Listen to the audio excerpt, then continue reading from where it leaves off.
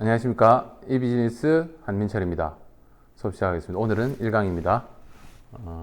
지금 적힌 제목은 유튜브에서 쇼핑을 한다면 이라고 적혔긴 한데요. 여러 제목을 달 수 있습니다. 네이버 3년도 안 남았다. 네이버 불패 가능할까? 이런 주제로 얘기할 수 있는데요. 혹시 이거 보신 적 있나요?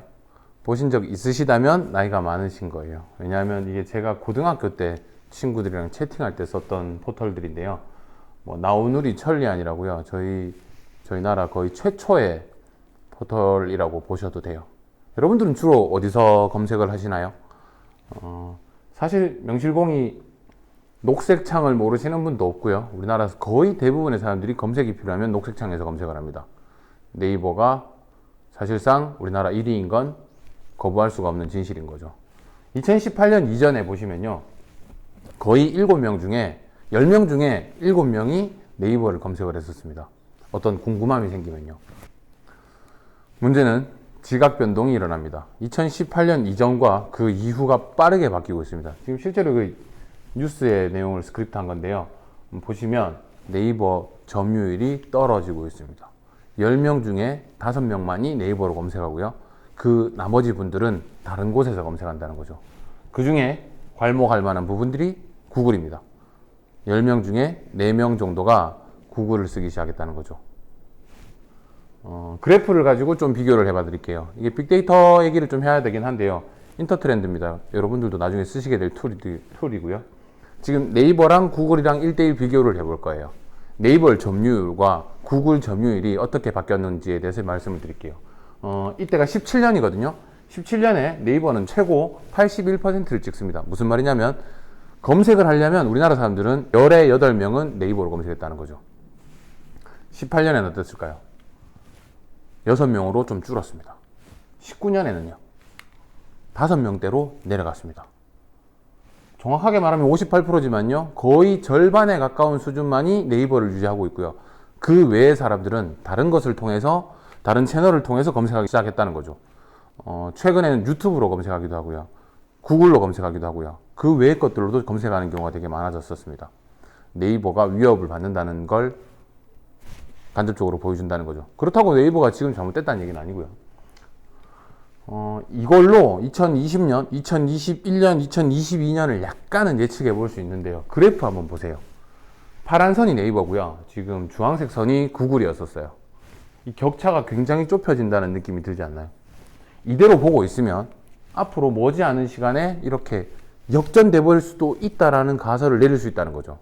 최근에 혹시 네이버가 광고하는 거 보셨나요? 네이버 원래 광고 안 합니다. 초창기 때 2000년 초창기 때 네이버 광고했었는데요. 최근에 네이버가 다시 광고를 하기 시작했어요. 어떤 이유에서였는지는 알 수는 없습니다. 사실 저희가 맞다, 틀리다라고 말할 수는 없습니다. 저희는 그냥 의견을 내는 거고요. 예측을 해보는 수밖에 없어요. 네이버가 실수했던 것 중에요. 아니면 반대로 네이버가 성공했던 이유 중에 하나가 절대로 빠뜨릴 수 없는 이야기가 네이버 지식인에 대한 이야기입니다.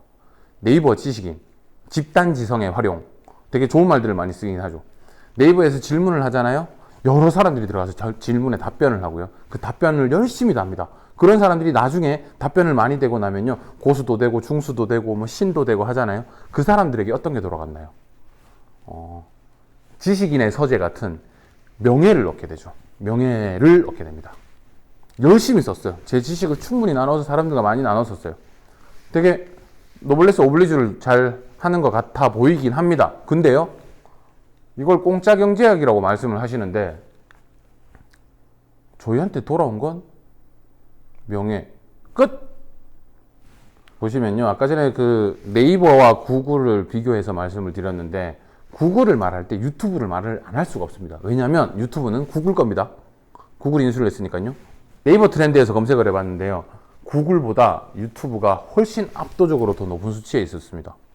유튜브를 사람들이 많이 활용한다는 거죠.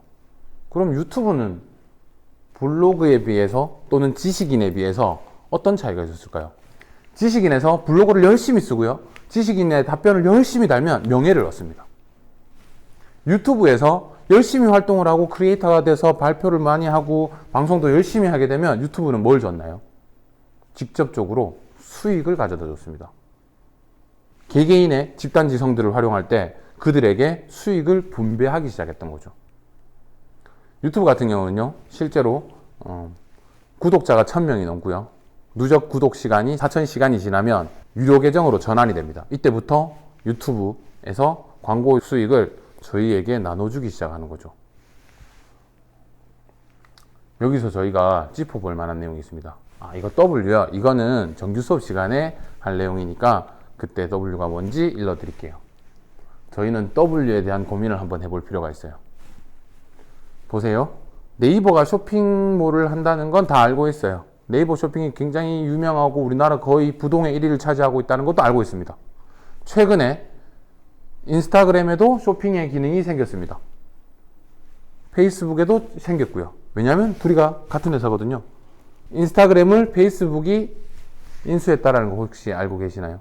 그러니까 두 분 다 똑같은 제품을 팔고 있는 거죠. 자, 네이버도 쇼핑을 합니다. 알리바바도 쇼핑을 합니다. 책 팔던 아마존도 큰 쇼핑 회사가 되었습니다. 쿠팡, 우리나라에서 없어지면 안 될 정도로 사람들이 좋아하는 쇼핑몰이 됐습니다. 근데 인스타그램, SNS도 이렇게 쇼핑몰을 다 하는데요. 계속해서 네이버를 고집하고 있을 수 있을까요?